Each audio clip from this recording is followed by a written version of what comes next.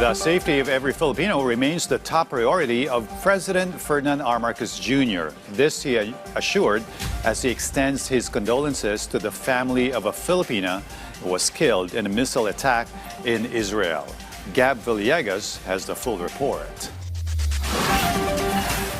President Ferdinand R. Marcos Jr. expressed his condolences to the relatives of a Filipina who died in the Iranian missile attack in Haifa, Israel on April 5. According to the president, he is one with the bereaved family in mourning a lost loved one because of a tragedy that no one should ever be made to endure. The chief executive ordered government agencies to extend full support to the family and ensure the immediate repatriation of the remains. Our embassy is also on standby to provide all necessary assistance. President Marcos also continues to monitor the situation in the Middle East, and his priority is the safety of every Filipino. The president also hopes that the bereaved family will find strength and comfort in having the support and condolences of the Filipino people. The Department of Foreign Affairs or DFA earlier expressed condolences to the family of the deceased Filipina, and the Philippine Embassy in Tel Aviv is now in contact with the family of the fatality for all the assistance they need, including arrangements for the return of her remains as soon as possible,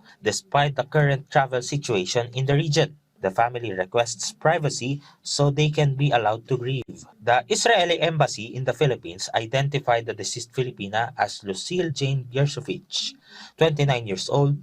Among those who died are her husband and her husband's parents, who are Israeli nationals. According to the embassy, the incident is a reminder of Iran's continuing attacks on civilians. The embassy also sends condolences to Lucille's bereaved family as well as to the Filipino community in Israel. Lucille is the second Filipino to die due to the ongoing conflict between the alliance of US and Israel against Iran.